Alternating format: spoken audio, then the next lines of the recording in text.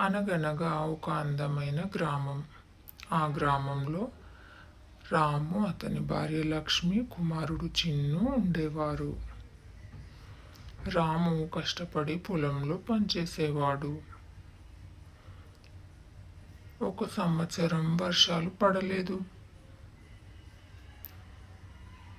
కుటుంబం ఆర్థిక ఇబ్బందుల్లో పడింది. ఒకరోజు రాము కట్టెల కోసం అడవికి వెళ్ళాడు. అక్కడ ఒక పెద్ద మర్రి చెట్టు కింద ఆకలితో ఉన్న ఒక వృద్ధుడిని చూశాడు. తన దగ్గర ఉన్న కొద్దిపాటి ఆహారాన్ని వృద్ధుడితో పంచుకున్నాడు. రాము మంచి మనసుకు మెచ్చిన వృద్ధుడు ఆశీర్వదించాడు. ఒక మాయ బంగారు విత్తనాన్ని బహుమతిగా ఇచ్చాడు.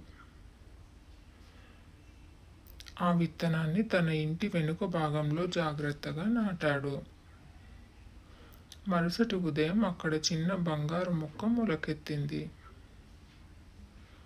కొన్ని రోజుల్లో అది బంగారు పండ్లతో నిండిన అద్భుతమైన చెట్టుగా మారింది.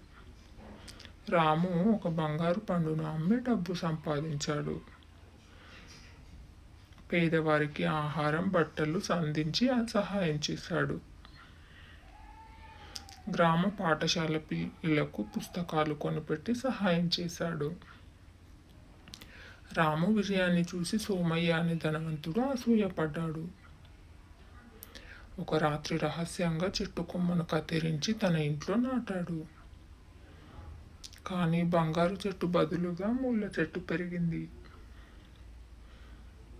తప్పు తెలుసుకున్న సోమయ్య క్షమాపణ కోరాడు. అప్పటి నుండి గ్రామం ఆనందంగా జీవించింది.